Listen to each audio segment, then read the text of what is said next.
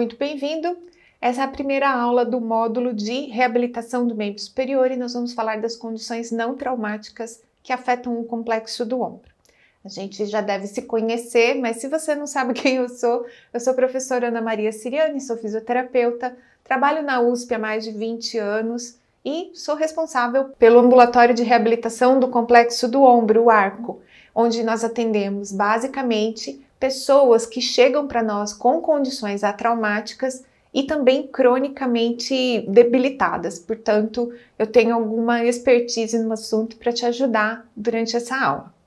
Para iniciar, nós vamos falar então, dentro do complexo do ombro, das principais condições não traumáticas. Então, estou falando das tendinopatias do manguito rotador, da instabilidade adquirida multidirecional não traumática do ombro, da capsulite adesiva, o ombro congelado. Lembrando que a literatura agora está migrando de volta para o termo ombro congelado. E ainda, você vai ver ao longo dessa aula que eu vou te ensinar o diagnóstico cinético funcional dessas condições de forma que para aquelas que são menos frequentes, você também vai conseguir planejar um tratamento. E quando eu estou falando de condições menos frequentes, atraumáticas do ombro, eu estou falando, por exemplo, das condições de lesão degenerativa do labrum. Também estou falando de osteoartrite glenumeral e acromoclavicular e ainda, bem mais raro, o os acromiale. De qualquer forma, essas condições, como eu disse, você vai conseguir identificar o diagnóstico cinético funcional e fazer propostas de tratamento para elas. Para iniciar, eu quero contar um pouco a respeito da história da reabilitação do ombro, para que a gente possa entender em que contexto, em que momento a gente está. É importante que você tenha essa elaboração contextual para poder também entender e fundamentar os seus tratamentos. A reabilitação do complexo do ombro, ela acompanha muito a história da medicina e também a história da reabilitação musculoesquelética de outras articulações. Quando a gente está falando de ombro, a gente está falando de uma história que dentro da ortopedia fica muito mais forte, muito mais presente a partir da década de 70, quando o Dr. Charles Neer faz a proposição do tratamento cirúrgico das síndromes que causavam dor no ombro, que ele chamou de síndrome do impacto. A proposta do Neer era bastante biomecânica e isso levou a toda uma história dentro da medicina de tratamentos cirúrgicos que tentavam aumentar o espaço subacromial de forma cirúrgica, mecânica, para liberar o tendão do manguito rotador. Na fisioterapia, nós estávamos passando por um momento em que o entendimento da reabilitação era uma reabilitação bastante conservadora no sentido de impor pouco estresse físico aos tecidos. Então, toda a reabilitação musculoesquelética se pautava em mobilidade e proteção dos tecidos. Até porque existia também bastante tratamento cirúrgico. Então, fazia sentido a gente pensar em poupar o estresse físico dentro desse tendão. Outra coisa que aconteceu nessa época também é que os fisioterapeutas ficavam muito vinculados aos médicos para reabilitar esses pacientes. Então, a gente acabava acompanhando essa coisa do tempo de reparo do tecido. Na década de 90, o entendimento mudou e as pessoas começaram então a perceber que além dos aspectos de proteção tecidual estarem muito exagerados, a gente poder dar mais carga, fazer mais exercício, os exercícios ainda obedeciam uma lógica extremamente biomecânica. Então, eram exercícios específicos, focados na região da musculatura que vai da escápula para o húmero, e essa musculatura, então, era estimulada de forma a causar a depressão da cabeça humeral durante os movimentos de elevação. Então, a gente está falando especificamente de uma fase onde o treinamento de rotadores externos foi super enfatizado, onde a cadeia fechada foi usada para minimizar esse efeito de translação e, por isso, nós estamos também falando de uma reabilitação que era bem específica. Nós também estamos na medicina num momento em que os médicos tentam procedimentos minimamente invasivos, é a época das artroscopias, é a época da melhora das suturas nos tendões, tudo isso acontecendo lá dentro da década de 90. Para os anos 2000, a gente passou a ter uma preocupação maior em preservar o paciente, então ir minimizando ainda mais dentro das cirurgias, os procedimentos. E quando a gente está falando de manguito rotador, a gente está começando a pensar aqui nas cirurgias de infiltrado rico de plasma, de células-tronco, a tentativa de reparar esse tecido sem intervenção cirúrgica. E nós, na reabilitação, né, enquanto a medicina se preocupava com isso, nós na reabilitação passamos pela mesma coisa que toda a reabilitação músculo-esquelética passou, que era um foco, uma atenção para tudo que estava mais proximal ao tronco. Então, enquanto no joelho, na dor fêmuro-patelar, as pessoas estavam se preocupando não mais com o VMO, como era na primeira ocasião, mas agora com a musculatura do quadril, o equilíbrio da pelve no plano transverso, para o ombro nós migramos a atenção para a articulação escápulo-torácica.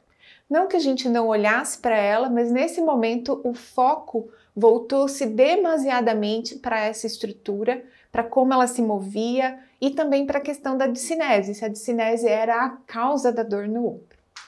Hoje, a gente já tem um entendimento um pouco mais avançado a respeito de como a discinese realmente participa da dor no ombro e estamos incorporando, dentro da nossa perspectiva de futuro da reabilitação do complexo do ombro, abordagens que são integradas, portanto, que pensam na reabilitação, lógico, da musculatura, da coordenação, da mobilidade dentro do complexo, mas também no tronco e nos membros inferiores. Então, pensando isso dentro de sistemas de movimento e não mais só focados lá em cima na glenumeral. E outra coisa também é que a gente tem tido um entendimento a respeito dos usos dos exercícios, que é mais abrangente e, portanto, a gente consegue pensar formas diferentes de conduzir o tratamento de pessoas que desenvolveram, por exemplo, evitação do movimento, que é algo relativamente comum no pós-trauma, na pós-luxação do ombro, que vocês vão ver quando estiverem no módulo de trauma, tá? Na medicina, a preocupação é a genética, os tratamentos altamente personalizados. Existe uma série de estudos falando a respeito da genética da tendinopatia do manguito rotador. E o que a gente vê muito na prática clínica é que ao longo dessa história a gente vem acumulando uma série de coisas que se mantêm hoje dentro dos protocolos de reabilitação de tudo que é atraumático. Então, nós ainda fazemos exercícios de mobilidade e ainda há momentos de preservação dos tecidos que é pertinente, que é real, que é importante, como é o caso dos pacientes com capsulite adesiva. Então, mobilidade e proteção tecidual é muito presente na reabilitação da capsulite adesiva. A gente ainda faz exercícios específicos de rotadores externos ou grupamentos musculares específicos, porque, de novo, a gente ainda tenta ajudar esse paciente a melhorar a dinâmica dessa região, desse complexo, uma vez que são muitas articulações e muitos músculos, muitos tendões, muitos ligamentos, então nós ainda temos, sim, o uso de exercícios específicos como parte importante da reabilitação, por exemplo, das tendinopatias. E também a questão da musculatura periescapular, isso continua presente na reabilitação do ombro, principalmente quando a gente está falando, por exemplo, da reabilitação da instabilidade multidirecional. A gente tem um conjunto de exercícios só para a região periescapular, para essas pessoas. A gente também vê isso na capsulite adesiva, a gente também vê a reabilitação da tendinopatia do manguito rotador, incluindo exercícios periescapulares.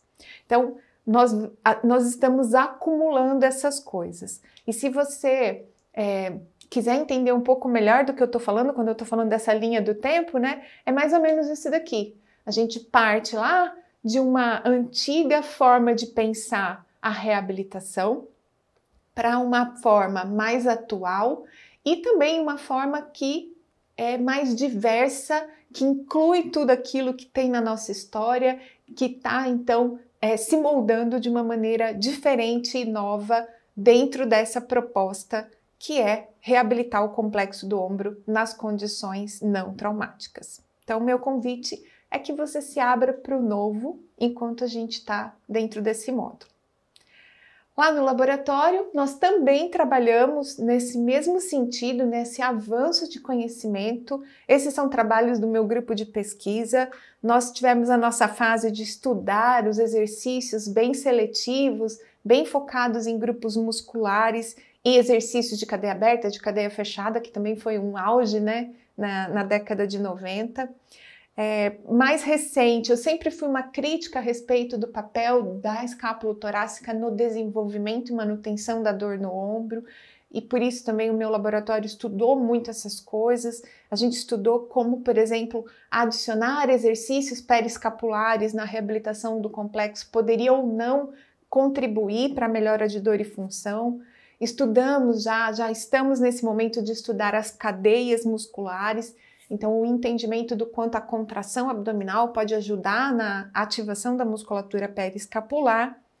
E, lógico, não poderia deixar de ser, o laboratório está com os olhos na questão do modelo biopsicossocial, entendendo, por exemplo, como a autoeficácia contribui na reabilitação, entendendo como exercícios domiciliares, desenvolvimento de autonomia nos pacientes, essas coisas todas podem nos ajudar dentro da reabilitação desse complexo. E aí, de tudo isso, o que a gente tem que entender, por fim, antes de entrar no módulo, antes de começar a entender a importância dessa tomada de decisão que eu vou propor para você? Primeiro, a condição atraumática do ombro mais comum, que é a síndrome do impacto, é uma condição cujo o rótulo médico, o nome do diagnóstico médico anatomopatológico, não te ajuda a decidir qual é o tratamento desse paciente. Pacientes que têm síndrome do impacto têm apresentações cinético-funcionais muito diversas. Então, nós vamos entender nessa aula como deixar de usar o termo síndrome do impacto para passar a usar um diagnóstico cinético-funcional que te informa melhor um tratamento.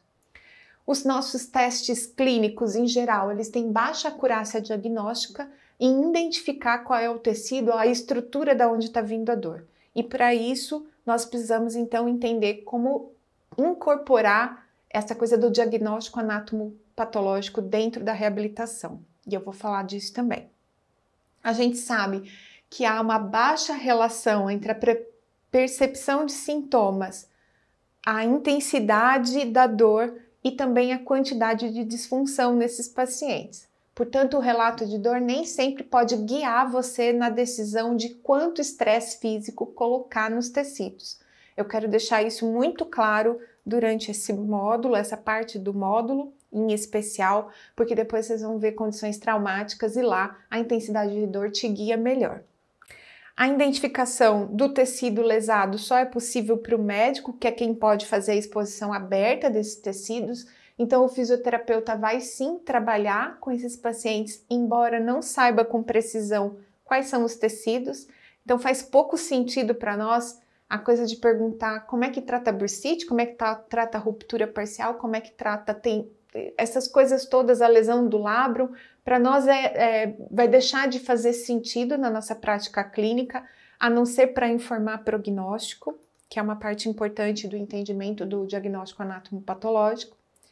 Vou comentar de alguns fatores psicossociais, porque eles estão relacionados ao mau prognóstico da dor atraumática do complexo do ombro, e as abordagens exclusivamente focadas em estrutura, em tentar mudar o movimento glenumeral ou escápulo torácico, essas coisas acabam não sendo bem sucedidas quando a gente vai comparar os resultados aí da literatura, e também não nos permite incorporar de maneira perfeita a CIF. E então, a proposta da tomada de decisão do ambulatório de reabilitação do complexo do ombro do arco é que você também incorpore aspectos de fatores psicossociais dentro da sua proposta de tratamento.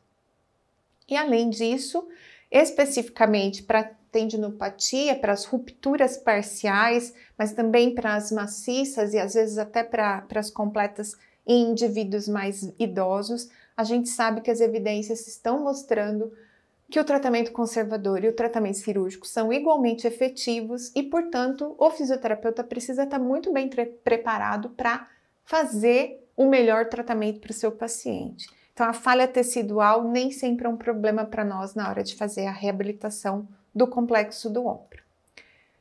A minha proposta, então, para esse módulo, para essa parte do módulo, é te apresentar o roteiro de tomada de decisão do meu ambulatório atualizado. A gente fez uma publicação desse roteiro há 3 anos atrás, mas é lógico, o uso dele se provou que ele precisava de ajustes. E como esse é uma aula exclusiva e nova, né, para o portal Fizinho Ortopedia, para nossa especialização, eu estou trazendo o que tem de mais novo lá no ambulatório, que é esse roteiro de tomada de decisão sequencial. Então, nós vamos tomar informações de várias etapas da interação com o paciente.